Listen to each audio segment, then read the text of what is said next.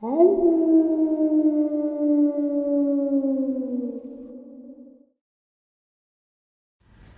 greetings and salutations, everyone. I hope everyone is doing well today. Today's upload is jam-packed full of submissions from subscribers, some very interesting photos that clearly show what I believe Dogman.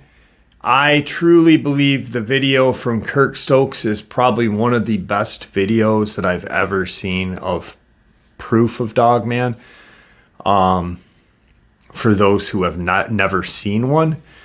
But the photos that go along with one of the encounters that I'm going to share today really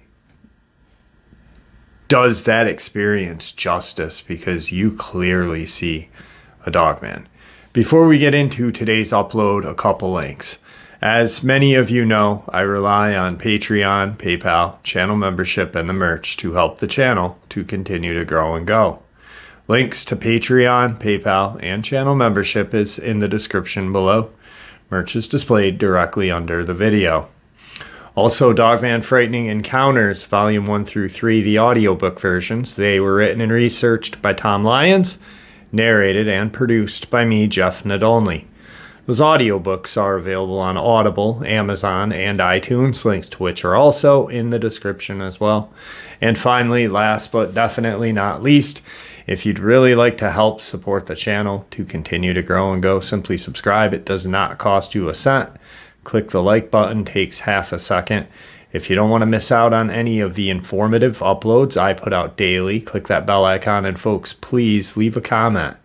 Why? Well, because all of these things really do help the channel to continue to grow and go. And folks, they definitely do matter. Now, everyone, I have taken far too much of your time. Let's jump in to today's upload, shall we? Today's first experience. My great uncle shared this incident with me many years ago. A group of 4 men in the Michigan's Upper Peninsula were camping and fishing at night. They were all avid outdoorsmen, big buff men who matched a lumberjack's definition. They lived outdoors in the boonies and always have. Their families stayed behind at camp that night while the men took their John boat out to catch the next day's meal. They got pretty far from their families when they decided to pull off onto the shore. It was pitch black outside while they were setting up their chairs and lights. As they are setting up, they start hearing something pacing the tree line behind them. They shine their lights and catch red eye shine watching them. They're a little weary of this, but continue setting up. They've seen just about every predator there is out there. They're on alert, but they're not really scared. They continue getting their gear ready when they start hearing this growling from the other side of the tree line now. They shine their lights, and there is a second pair of red eyes. Now they are unsettled and begin to pack their stuff back up. One of them stays up as a watch and keeps their lights between the 2 creatures in the woods. By this point, both creatures are growling and making huffing noises. They are almost done packing the gear they have when this massive rock flies over their heads into the water. Now they are really put off and start throwing things in the boat. They have about half of their stuff in the boat when one of the men screams and points to the tree line. They describe the creature as being inhumanly tall, covered in fur, very muscular, or just broad and big, and having the head of a wolf. The creature is now screaming at them as it's slowly advancing them. The men are horrified and ditch the remaining gear. When they manage to get the boat out into the water, they all shine their lights back to shore, and they can see a rough shape now of 2 creatures, both the same shape and height. The men who are sharing this experience are literally sobbing and struggling to get their words out. They get back to their families at camp and immediately order everyone to start packing up. They don't tell their families why, but they can obviously tell something is seriously wrong. This was a Michigan Dogman experience, and these men were so scared of something out there, They went as far to move to the suburb. They are scared of their own homes. They didn't feel safe there anymore. They also never wanted to go camping again. The fact that these families were raised outdoors and these men spent 99% of their lives out there living off of fish and catching animals they hunted made this very believable for me. They were crying and shaking while telling this experience to my great uncle. I'm not at all saying men cannot cry, but big macho lumberjack looking men all crying in front of each other, and my uncle barely being able to get their words out, was enough to make me believe. I don't know what they saw, but I do believe there is something in the Michigan woods. Today's second encounter. This is something that happened to my husband, my then boyfriend, and I 20 years ago. We had gone to watch a friend's band play, and we were heading home from downtown Dallas. It was maybe 1 a.m, but we still had plans before I was expected home. So we headed to his apartment, one of South Dallas's suburbs. This is a well-populated suburb, but at the time we got close to his apartment, the roads were pretty much empty. We exited the highway and turned onto the street that led to his apartment. As soon as we passed this traffic light under the highway is when we both saw it plain as day. Stone sober and both wide awake, we saw a werewolf-type creature exit a neighborhood street and calmly run in about 4 steps across a 4-lane road. It was about 75 yards in front of us, but it wasn't exactly the way I'd imagine a werewolf. It was completely canine with no human features at all, except for the fact that it was standing on 2 legs. The legs were massive, and this thing was at least 7 feet tall. But the arms, they reminded me of Tyrannosaurus Rex arms. They were small and still hung like dog legs. They seemed very useless if they were trying to attack something. The head also seemed odd. Besides being the typical dog color, grayish black, the eyes were this bright glowing yellow. Even when they weren't headlights shining directly at them, it didn't look like a glow an animal gets from the lights when they shine in their eyes anyway. But that thing that stood out for me the most was the eyes were binocular, like a fish. I saw its eyes clearly, even though it was completely profiled to us. I tried drawing a sketch but couldn't get it right. It was a little more menacing in the head and face than I could convey. But I couldn't figure out how to draw it without making it look over the top and cartoonish. The road we were driving on had heavy trees on the right side. When it came out, it was running but crossed the road in a few steps. It was big enough and effortlessly fast enough to know that a human couldn't have dressed up and done this. There was an open field that it ran into. When my husband and I got to where the trees broke, we both turned our heads to look. But it was long gone by then, and that was only 4 seconds. More about what this thing looked like. It was more menacing than the sketch that I could draw. But, to be honest, much less scary than what I'd imagine a werewolf to be. When it was running across the road, I didn't get the sense that it cared that we saw it, or that it was even trying that hard not to be seen. I didn't feel fear, as if we were being threatened, only disbelief, really. And again, it's not like we were in a rural area by any stretch of the imagination. When we passed the tree line, his apartment complex was literally another 150 yards up or so. We hurried in and didn't exactly get to our plans. We basically just sat there in silence, trying to rationalize, I guess. Still to this day, I often think to myself, I mean, really, did this really happen? But as soon as I close my eyes and think about it, those bright yellow eyes are still right there.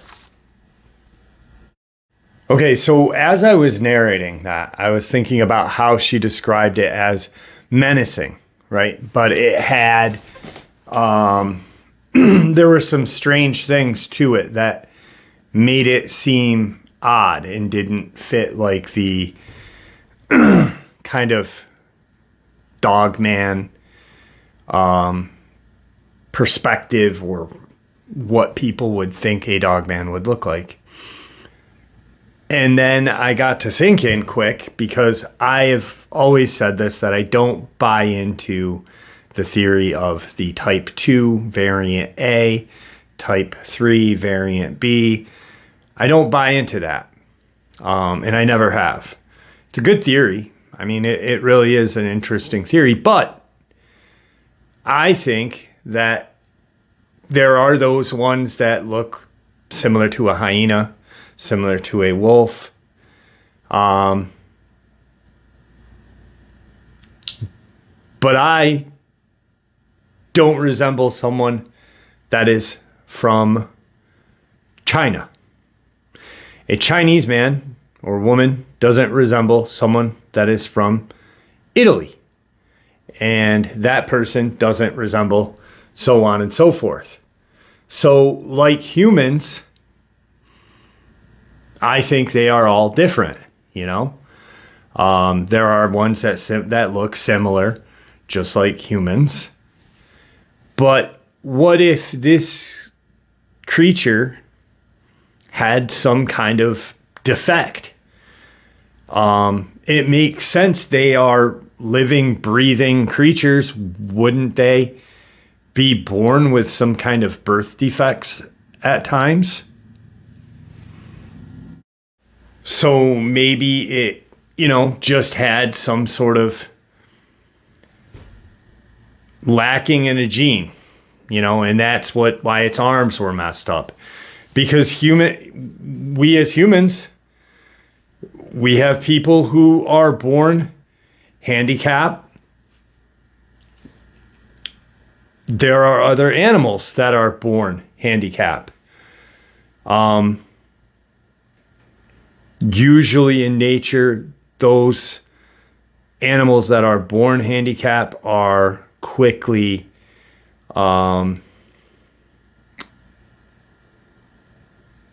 taken out.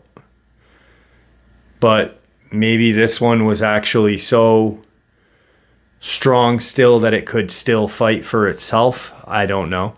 But it's just something that popped into my head, how they described the arms, how they were strange. There was something just strange about it. And it did match a Dogman's appearance, but it was just off a little bit. So maybe, I don't know. Anyway, let's get into the next encounter. I live in a small town, a village actually, in Ontario, Canada. It's a small farming, kayaking, and hunting community. I've lived here my entire 21 years, and I have always been comfortable here. I've always had forests and woods around my home, and I am no stranger to wildlife. Later on in life, I ended up marrying a farmer, so obviously, I've never had an issue with animals. I also had a run-in with a mountain lion on my grandparents' property when I was a child, and took off on a 2-week hunt with my granddad to hunt the thing down in order to keep my younger siblings safe. During that hunt, this mountain lion found us before we found it, and it followed us for a good 15 kilometers. So I know what it feels like to be stalked. Anyway, my grandparents are indigenous and therefore very superstitious. The words skinwalker and wendigo were strictly forbidden. However, they would still tell me stories about them and how to know that you were in the presence of one. My granddad especially. He would take me outside and build a fire at dusk and sit down on his favorite lawn chair with his .22, shooting the birds and squirrels that tried to feast on my grandmother's garden. He would put sage leaves into the fire, sprinkle some tobacco, which he got by unraveling his cigarettes that had permanent place in his shirt pocket, and sprinkle that in and around the fire. In between puffs of his cigarettes and shots from his gun, he would tell me experiences about these bad spirits, but he would never say their names. My granddad passed away 10 years ago, and I miss him still dearly. Now on to the experience. When I began high school, I took on this rebellious teenage phase that most do go through. I started smoking along with my best friend, who we'll call A. For the sake of this, A and I were inseparable during our high school years. She basically lived at my house with me, as it was easier for us to sneak around with our booze and cigarettes out in the woods, rather than in the city where her house was. We'd often fill up water bottles with our booze and filled up Ziploc baggies with stolen cigarettes and loaded them up on our four-wheeler and took off into the woods to drink and smoke, without our parents knowing, of course. We had been doing this constantly for a couple years before this happened. It was late June, about a week after school had gotten out for the summer. As per usual, we packed up our things and headed out. It was a beautiful, sunny summer day. We headed towards our favorite trail, where we usually stop at this small creek in the middle to smoke and drink. On this day, the second my tires hit the dirt on this trail, I began to feel uneasy. At first, I could just brush it off because I am an anxious person. But the further we went, the bigger and tighter the knot in my stomach became. I felt nauseous. My hair was standing up. I felt like there were eyes on my back, and something was in hot pursuit of us. I wanted so badly to stop and ask my friend if she felt it as well, but stopping felt like certain death. I felt her tap me on the shoulder, and even over the loud engine, I could hear her say, "Something's wrong." That sent even more chills down my spine than I already had. My eyes were darting around our surroundings like crazy, but I couldn't see a thing. But something was watching us and hot on our heels, and I knew it, and she knew it as well. The trail was extremely narrow, so we had no chance but to keep going until we got to the creek where we'd be able to turn around. As we continued down the trail, A grabbed my arm and pointed up ahead.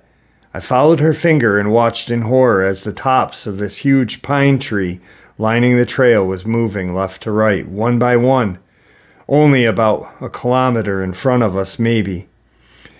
I didn't know what to do at this point. There were eyes drilling into the back into my back as I kept going, thinking about what in the world I was going to do to get us out of this situation.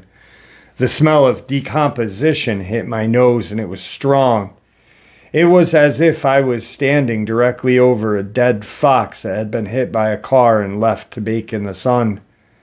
I looked around even harder, looking for a dead animal that might be responsible for the stench. But I saw nothing. My skin immediately prickled with goosebumps as the memories of my granddad and I sitting around the fire flooded my head. At first, I thought perhaps there was a mountain lion who had caught our trail, because the feeling of being stalked felt eerily similar to that. But there was a certain difference about it. This felt darker than that, more evil.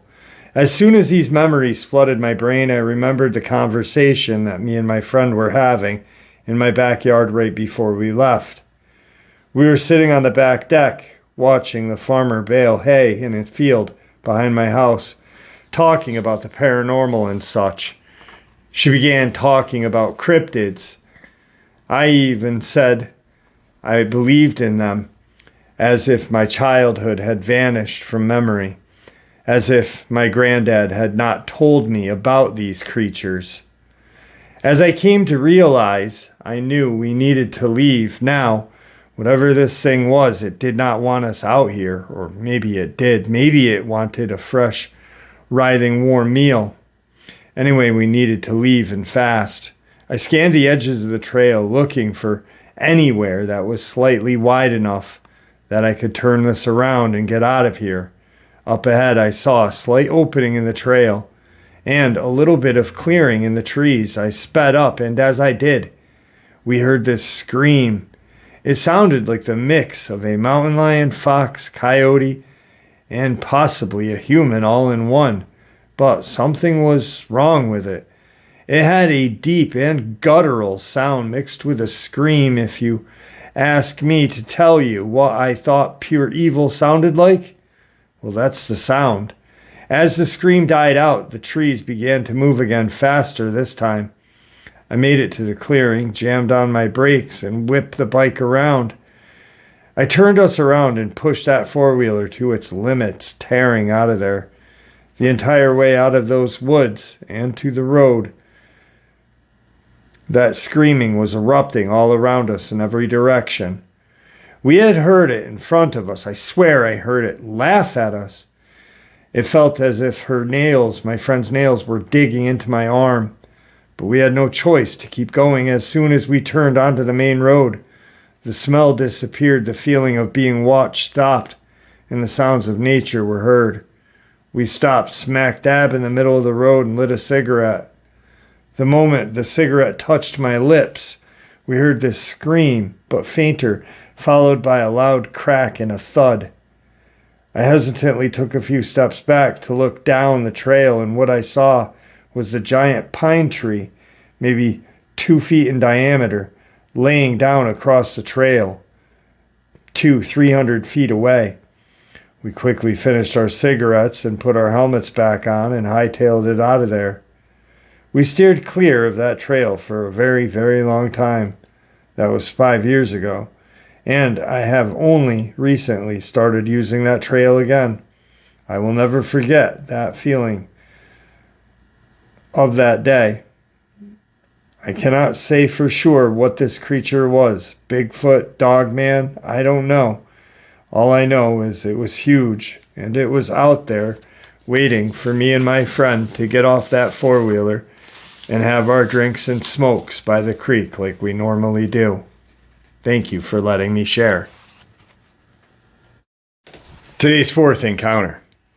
Greetings and salutations, Jeff. I hope all is well with you. Love seeing those lives. Long-time listener, first-time emailer. Just a little bit about myself. I'm 42. I work all the time. Hell, that seems to be all I've done for the last 20 years. I'm a dad of 2, and they take up the remainder of time away from work. I've done it all through my career: management, coal miner, and now an aluminum worker. I was born and raised in Cads, Kentucky, 10 minutes from the famous LBL. I spent many summers and spring days out there with my dad growing up, going to the archery range or traveling through with my granddad, showing me the sights he ran around when he was a young boy. There's lots of old and interesting places out there. I've had numerous experiences throughout my years in this world. I'd like to share them with you. I haven't shared them with anyone except my close friends. Excuse me. My first encounter is a rather short one, but it happened in 1998. I was 17. My best friend and I were driving from Lyon County to see a high school basketball game. We were traveling down Hurricane Road around 5 in the evening. It's a pretty narrow country road with not many houses or anything on that road, mostly woods and the occasional cow pasture. We weren't traveling fast, with me being the younger driver and just paying off a speeding ticket I'd gotten earlier. So I was cautious with my driving, and the roads were a bit curvy in the section I was in.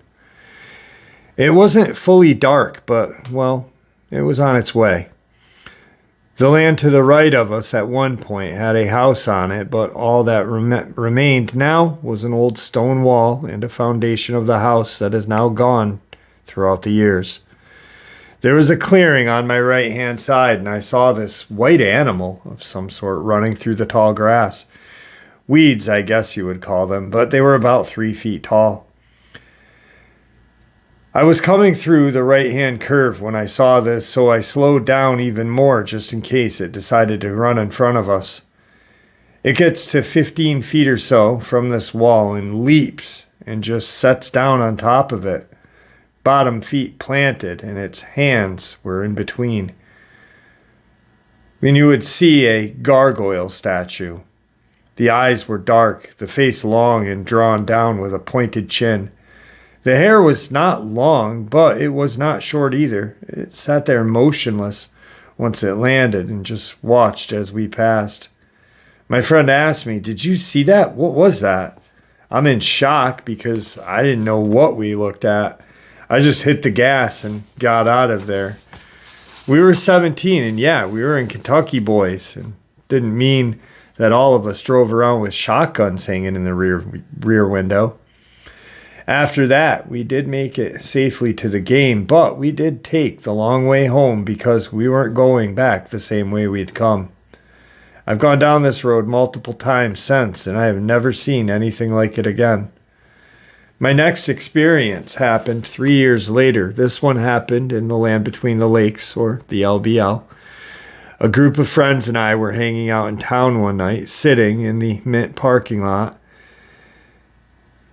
Late one night, just sitting in our cars and trucks, being as that was the highlight of living in a small town. It was mostly harmless yet stupid antics from youngsters. Never fought or did drugs. We would just sit and talk about the same BS until we got tired and went home, just to do the same thing over again. This particular September night, we decided to go and check out this supposed haunted spot in the LBL. The foundation of a hotel that once looked over the water in Kentucky Lake. 5 of us loaded up in one car and made the 10-minute drive out to the spot. This was before the four-lane road cut through the LBL, so it was 2 lanes all the way through. It was maybe 9:30 at night. It was a nice cool evening. This is when you could park beside a bridge and just walk up a little path a few hundred yards if you could find yourself standing at a semicircle of what was once the terrace of the hotel. We are all sitting there in silence and listening to the occasional jump from one of the guys to scare the girls that were anxious, waiting to hear from a ghost or maybe see a spirit. After a few minutes of waiting and nothing happening, we decided to head back to the car and go back to our parking lot and just finish the night. As we made sure no one was left behind, and no one left behind a thing either that would require a trip back, while we were getting ready to head back, one of the guys tells me to be quiet and starts shushing all of us. We all hush up and listen, straining our ears. There it is, a slight sound not far out of our flashlight's field of view, a slight rasp. The silence was insane. Then again, this rasp. At this point, we decided it was best that we head out, get back to the vehicle. We started heading down the path and have the one guy in the front and me on the other, the girls in between us. Those that have been to the LBL know these woods are thick and the trees are tall, lots of old growth. I notice as we leave, we are being followed, but it's in the trees. Shining the light up, we can see the trees swaying. Whatever is following us is jumping tree to tree, never getting too close, but staying close enough. After a few moments where we wondered if we were going to die of a heart attack, we made it to the cars. Before we got in, my buddy shined his light back into the woods and scanned the trees. He stopped 25 feet up when his light caught yellow eyes glaring back at us.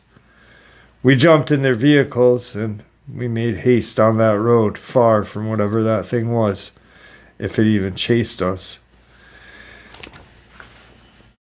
I asked him about it when we got back to town, and he said that it followed for a short period. When we were coming back, all he saw was the eyes reflecting in the light from the taillights.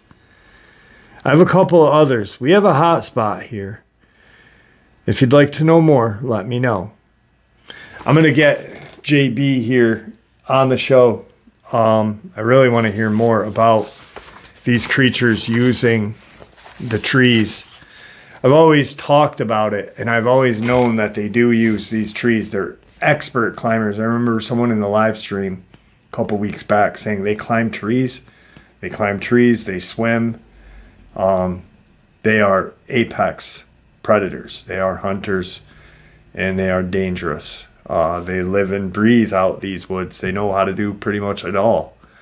But I always find it interesting when they use the trees as a way of kind of stalking in a stealthily locomotion. Let's get into the next encounter. Today's fifth encounter. I don't know what I saw. It could have been a bear, though to my knowledge, we don't have bear in eastern South Dakota. Anyway, here's my experience. One night when there was a blood moon, I decided to try and get some decent pictures. I went to a secluded spot just outside of town. Pulling into the area, I noticed a youngish tree, 3 to 5 inches in diameter, had fallen by a nearby creek, right by where you could park your car to shore fish in that creek. I started to set up my scope and camera, and I heard a lot of rustling in the brush. Now, since coyotes are common enough, and I had my handgun on my hip, so I did not pay it much mind. But the rustling soon became more akin to something violently crashing through the woods. And at this point, I stopped what I was doing and shined my flashlight around to try and see what it was. I couldn't see a thing but was concerned by the sound, so I started to pack my stuff up and leave, when I heard splashing that sounded like by the creek in a very large crack. I turned and drew my gun while pointing the light at that fallen tree, and there it stood. Huge adrenaline dump. Everything went into slow motion. This 6-foot tall thing with what seemed to me at the time to have the face of a wolf, but much too large to be a wolf or coyote. It was roughly as tall as I, and I'm 6 foot. And as the light hit it, paused and looked at me, growled, and charged at me. I fired 8 shots in quick succession before it barreled into me, knocking me flat, but rather than follow through on the attack, it kept running and disappeared into the cornfield. I got up and left the rest of my stuff and came back the next day to find a farmer and a couple of sheriff and a game warden. The farmer had sheep, and a couple had been killed the night before. So he had been driving around, setting up trail cams, and stumbled upon my stuff. The weird trail of smashed corn as well as some strange prints in the mud. He had called the game warden, and apparently the sheriff were bored and came out to look at things too. I told them about what I saw, and was told it was probably a bear, but the tracks were distinctly not bear tracks, so I don't believe a word they say. Next encounter is the one with the photos. I will put the photos in the end of this. You guys will be able to look at the photos at the end and check them out.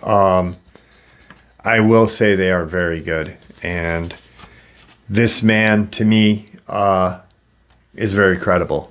And you will see why. I thought you may be interested in a few experiences I had, Jeff. I've had a few, plus some pictures and some personal thoughts. If you use any of this, call me Brother Augustine. I am a Benedictine Catholic monk. I had my first encounter when I was 10 years old. It was during the summer. Right at dusk, I decided to walk down to the creek that was behind my parents' home. As soon as I got to that creek, I started getting a bad feeling like something was very wrong. I saw that there was a group of deer on the far bank, so I ignored the feeling and crouched down to watch them.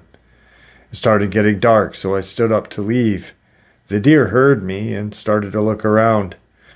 Just then I heard something move in the brush about a dozen feet or so to my right. I looked and saw this huge dark shape stand up, then leap 20 or so feet across the creek and land right in the middle of the group of deer. The deer scattered. I gasped loud enough for this thing to hear me, and the shape suddenly turned and looked right at me. It was tall, lean, covered in medium-length black fur. It had a tail similar to that of a lab. Its head looked wolfish, but from what I remember, it was narrower and longer than a wolf's head. It made a long, low growl that sounded like something a mastiff growl would be, almost a grinding sound like it was chewing gravel. I turned and ran home as fast as I could. It scared the hell out of me. I had nightmares for months, and I wouldn't go back to that creek for a couple years. When it looked at me, I got an instant sense of dread and a feeling that it was evil. I told my parents, but they didn't believe me, so I just tried to pretend it didn't happen. I told a few people years later, and they said it was a Sasquatch. I've only recently heard about what the Dogman is. I have since found your channel, and you've helped me fill in some gaps. Since then, I've had a feeling like I was being watched while in the woods, seeing things out of the corner of my eye, having rocks thrown at me, experienced 2 possible infrasound attacks, and something slapped the side of my house a few times. I never saw a thing. Definitive, though, until last year. 2021, I found my first Sasquatch track, and I saw something big sitting on a log. That I couldn't explain. Then, the last month, I found a bunch of tracks and some other weird stuff, stick structures, stacked rocks on my parents' property. And they told me they kept hearing sounds of something crashing into the side of their house. Last month, I visited my parents for 2 weeks and went hiking every day. During those 2 weeks, I had my second and real encounter. Now, when he says real, he means like where he can obviously see it. This is where those pictures come in. I was hiking about an hour and a half in, and I started to notice flashes of movement behind me. Then a bit later, I had just walked over a huge rock that didn't move at all with my weight. 10 seconds later, I heard something large step onto that same rock, making it shift. That got me walking faster. However, I heard something moving behind me, so I pulled out my phone and made a sweep behind me, taking pictures the whole time. What you can't see from that picture is a drop-off behind the trees that runs down into the stream. The Dogman was standing in that stream bed, making it roughly 7 to 8 feet in height. I kept walking and then started to hear breathing behind me. I took the first trail heading back that I found, and I kept my hand on my handgun the rest of the way back. It followed me all the way back to my car, and at one point made what sounded like a half a laugh or snarl. I started seeing another one by the Abbey's property. I'm a Benedictine monk, and the Abbey sits in the middle of 1,900 acres of woodland and ridges and lakes. On May 26th, I noticed one following me when I was hiking around one of our lakes and managed to get a picture of its snout peeking through the brush.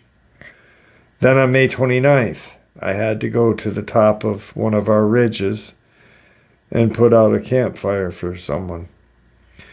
I got to the bottom of the ridge and I was about to start up when I noticed something walking out from the far tree line and then stopped by the closer tree. It looked right at me and then turned and moved back in a way it had come. I pulled out my phone and got a picture before it ran off. Unfortunately, I had to zoom in all the way, so it may be blurry. I also added that one. I edited it to try and get more detail to show. I also added that one that I edited and tried to get more detail. In person, I could clearly make out body shape, ears, snout. The worst part was I essentially had to follow it up the ridge to get to the fire. I stopped where it had been and found the print. I can't say for sure that it made it, but it seemed weird. There were also deer tracks in the area. Make of it what you will. The gator I was driving to get to the fire got stuck halfway up that ridge, so I did have to walk the rest of the way up, and then walk 3 miles back to the Abbey, all the while feeling like this thing was following me. I'm always armed when I go into the woods, but I get the feeling it wouldn't do me much good. I have to note, the only thing I had a feeling of evil or felt danger with the Dogman, but not Sasquatch. From my experiences and looking at a Christian tradition, the Book of Enoch, the Old Testament passages, St. Thomas Aquinas, and others, I personally believe there is a spiritual element to these creatures, Nephilim or similar. I think some people may be more inclined to recognize these spiritual elements, which leads them to an initial encounter with these creatures. Once you do see one, I think you will never have the sense. I certainly feel like they are watching me.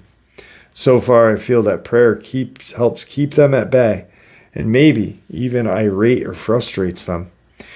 I've even gotten the feeling they wanted to scare or hurt me before, but they were driven back. I at least attribute that to prayer and asking St. Michael for his protection.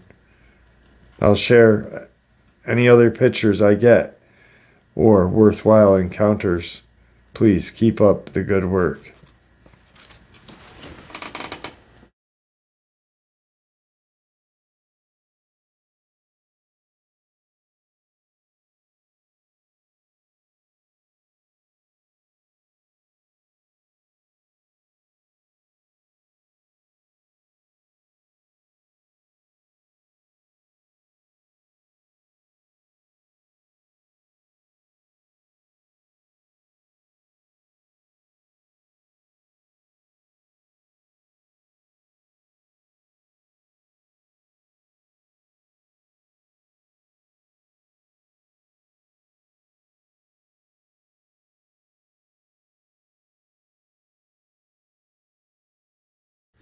All right, so those are the photos. You can clearly see Dogman in those photos.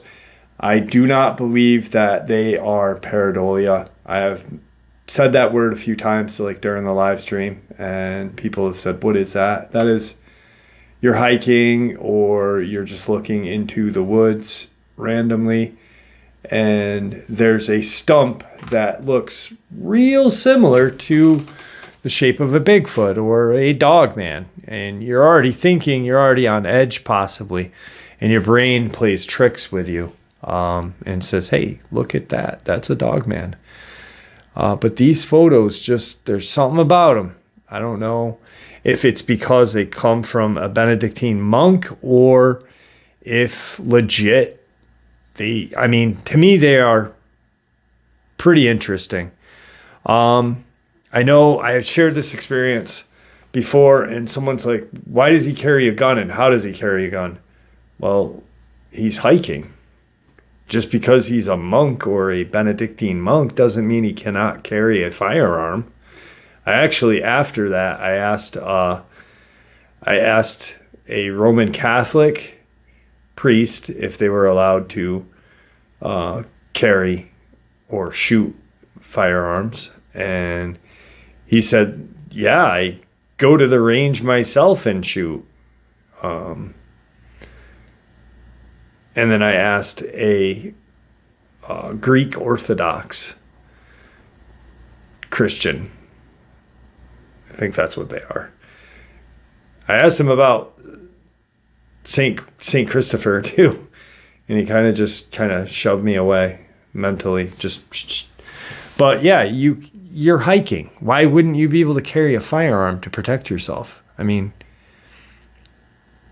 you're not out there hunting. But